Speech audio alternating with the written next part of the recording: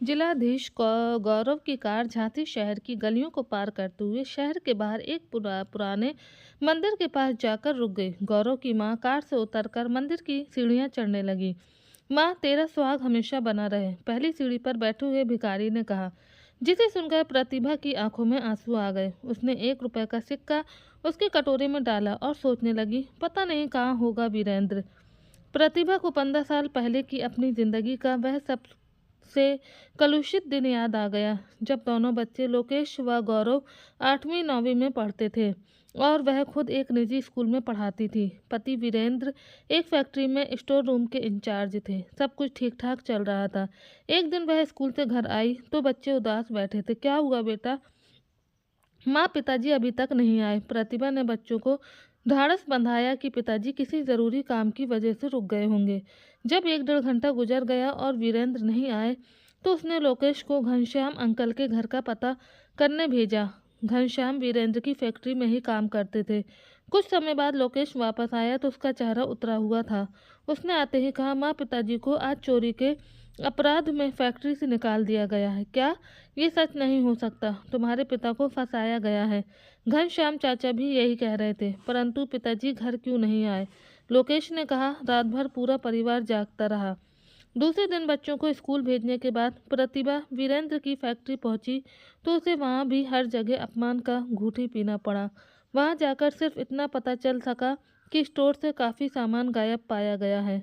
Store incharge होने के नाते वीरेंद्र को दोषी करार दिया गया और उसे नौकरी से बर्खास्त कर दिया गया। प्रतिभा घर आकर वीरेंद्र का इंतज़ार करने लगी। दिन भर इंतज़ार के बाद उसने शाम को पुलिस में रिपोर्ट लिखवा दी। अगले दिन पुलिस तफ्तीश के लिए घर आई तो पूरे मोहल्ले में खबर फैल गई कि वीरेंद्र फैक्ट्री से चोरी करके भाग गया है और पुलिस उसे ढूंढ रही है। इस खबर के बाद तो पूरा परिवार आते जाते लोगों के हास का पात्र बनकर रह गया। प्रतिभा ने सारे रिश्तेदारों को पत्र भेजा कि वीरेंद्र के बारे में कोई जानकारी हो तो तुरंत सूचित करें। अखबार में फोटो के साथ विज्ञापन भी निकलवा दिया। इस मुसीबत ने गौरव और लोकेश को समय से पहले ही व्यस्त बना दिया था। वह अब आपस में बिल्कुल नहीं लड़ते थे। दोनों ने स्कूल के प्राचार्य से अपनी परिस्थितियों के बारे में बात की तो उन्होंने उनकी फीस माफ़ कर दी। लोकेश ने शाम को बच्चों को ट्यूशन पढ़ाना शुरू कर दिया। गौरव ने स्कूल जाने से पहले अखबार बांटने शुरू कर दिए। प्रतिभा की तनख्वाह और बच्चों की इस छोटी सी कमाई से घर का खर्च किसी तरह से चलने लगा। इंसान के मन में जब किसी वस्तु या व्यक्ति विशेष को पाने की आकांक्षा बहुत बढ़ जाती है, तब उसका मन कमज़ोर हो जाता है और इसी कमज़ोरी का लाभ दूसरे लोग उठा लेते हैं। प्रतिभा इसी कमजोरी में तांत्रिकों के चक्कर में पड़ गई थी। उनकी बताई हुई पूजा के लिए कुछ गहने भी बेच डाले। अंत में एक दिन लोकेश ने मां को समझाया, तब प्रतिभा ने तांत्रिकों से मिलना बंद किया। कुछ माह के बाद ही प्रतिभा अचानक बीमार पड़ गई। अस्पताल जाने पर पता चला कि उसे टाइफाइड हुआ है। बताया डॉक्टरों ने कि इलाज लंबा चलेगा। ये लोकेश और गौरव की परीक्षा की घड़ी थी। ट्यूशन पढ़ाने के साथ साथ लोकेश लिफाफा बनाने का काम भी करने लगा। उधर गौरव ने अखबार बांटने के अलावा बारात में सिर पर ट्यूबलाइट लेकर चलने वाले लड़कों के साथ भी मजदूरी की। सिनेमा की टिकटें भी ब्लैक में बेची।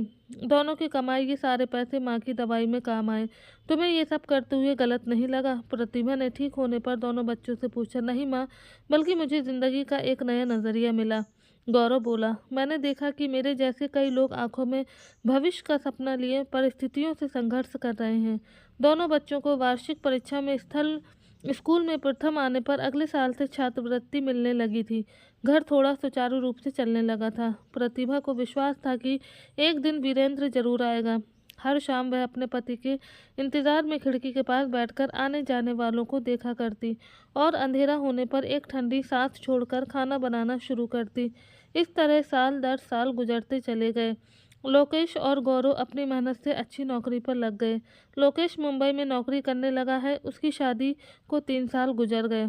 गौरव भारतीय प्रशासनिक सेवा की परीक्षा में उत्तीर्ण होकर झांसी में जिलाधीश बन गया।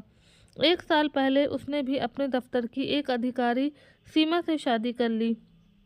प्रतिभा की तंद्रा भंग हुई।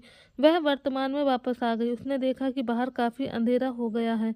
हमेशा की तरह उसने वीरेंद्र के लिए प्रार्थना की और घर के लिए रवाना हो गई। माँ, बहुत देर कर दी, गौरव ने कहा। प्रतिभा ने गौरव और सीमा को देखा और उनका आश्चर्य समझकर चुपचाप खाना खाने लगी। बेटा, यहाँ से कुछ लोग जयपुर जा रहे हैं। एक पूरी बस कर ली है। सोचती हूँ कि मैं भी उनके साथ हो आऊँ। माँ, अब आप एक जिलाधीश की भी माँ हो, क्या आपका उनके साथ इस तरह जाना ठीक रहेगा? सीमा ने कहा।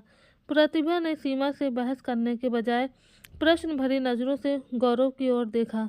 माँ, सीमा ठीक कहती है। अगले माह हम सब कार से अजमेर और फिर जयपुर जाएंगे। रास्ते में मथुरा पड़ता है, वहाँ भी घूम लेंगे। अगले महीने वे लोग भ्रमण के लिए निकल पड़े। गौरव की कार ने मथुरा में प्रवेश किया। मथुरा के जिलाधीश ने उनके ठहरने का पूरा इंतजाम करके रखा था। खाना खाने के बाद सब लोग दिल्ली के लिए रवाना हो गए। थोड़ी दूर चलने पर कार को रोकना पड़ा क्योंकि सामने से एक जुलूस आ रहा था। इस देश में लोगों के पास बहुत समय है।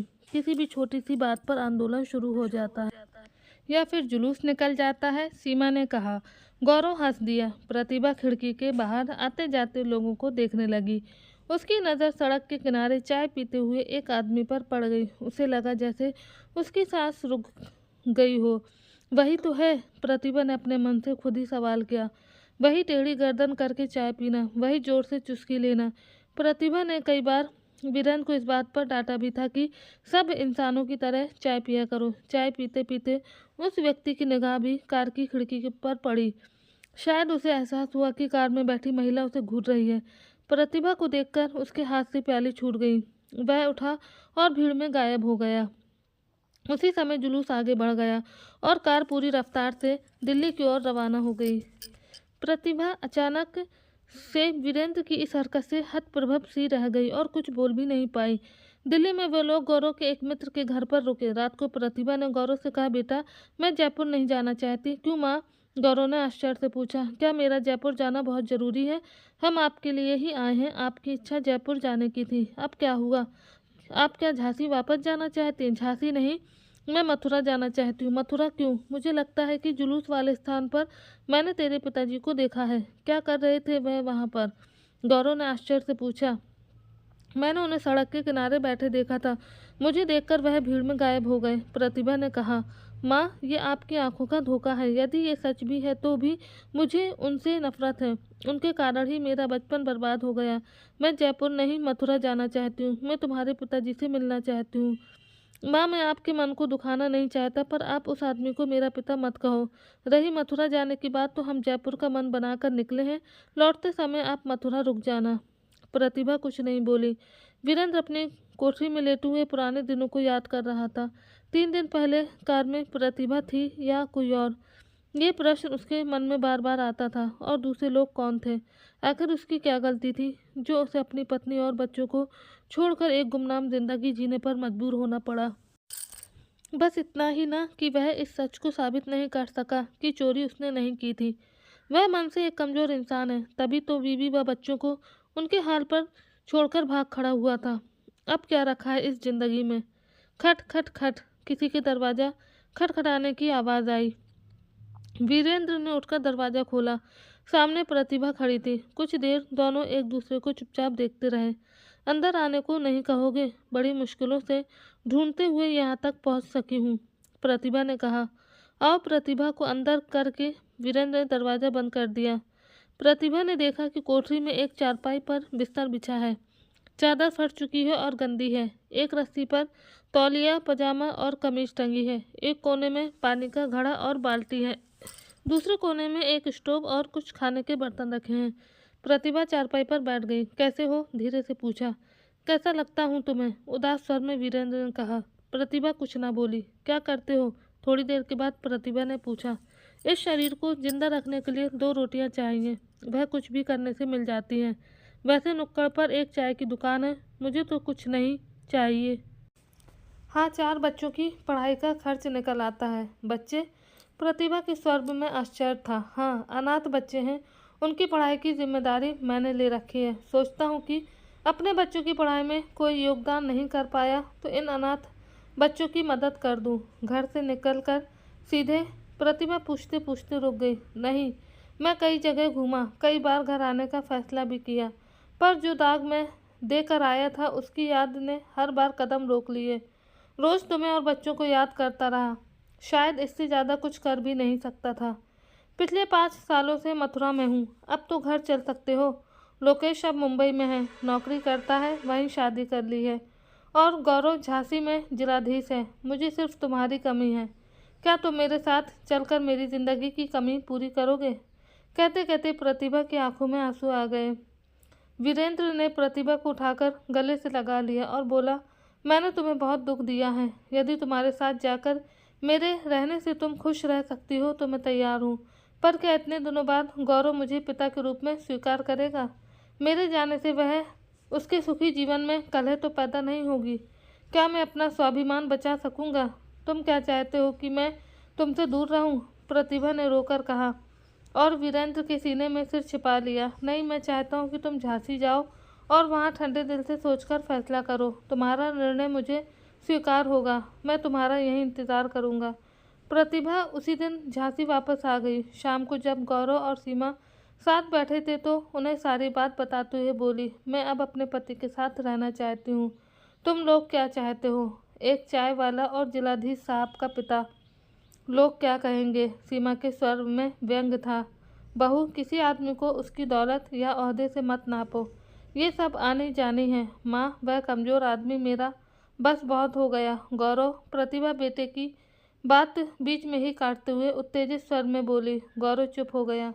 मैं अपने पति के बारे में कुछ भी गलत सुनना नहीं चाहती। क्या तुम लोगों से अलग होकर वह सुख से रहे? उनके प्यार और त्याग को तुम कभी नहीं समझ सकोगे। माँ, हम आपकी खुशी के लिए उन्हें स्वीकार सकते हैं। आप जाकर उन्हें ले आइए। गौरव ने कहा, नहीं बेटा, मैं अपने पति की अनुगामिनी हूँ। मैं ऐसी जगह ना तो खुद रहूँगी और न अपने पति को रहने दूंगी जहाँ उनको अपना स्वाभिमान खोना पड़े। प्रतिभा रात को सोते सोते उठ गई। पैर के पास गीला गीला क्या है? देखा तो सीमा उसका पैर पकड़कर रो रही थी। माँ, मुझे माफ़ कर दीजिए। मैंने आपका कई बार दिल दुखाया है। आज आपने मेरी आंखें खोल दी। मुझे आशीर्वाद दीजिए कि मैं भी आपके समान अपने पति के स्वाभिमान की रक्षा कर सकूं। प्रतिभा ने भीगी आंखों से सीमा का माथा चूमा और उसके सिर पर हाथ फेरा। मेरा आशीर्वाद हमेशा तुम्हारे साथ रहेगा। भोर की पहली किरण फूट पड़ी। जिलाधीश के बंगले में सन्नाटा था। प्रतिभा एक झोले में 2 जोड़े कपड़े लेकर रिक्शे पर बैठकर स्टेशन की ओर चल दी। उसे मथुरा के लिए पहली ट्रेन पकड़नी थी। पाठकों, आज की कहानी यहीं समाप्त होती है। धन्यवाद आप सबका। कहानी कैसी लगी हमें ज़रूर बताइएगा। वीडियो को लाइक, शेयर और चैनल को सब्सक्राइब कीजिएगा। मिलते हैं आपसे एक और नई कहानी में।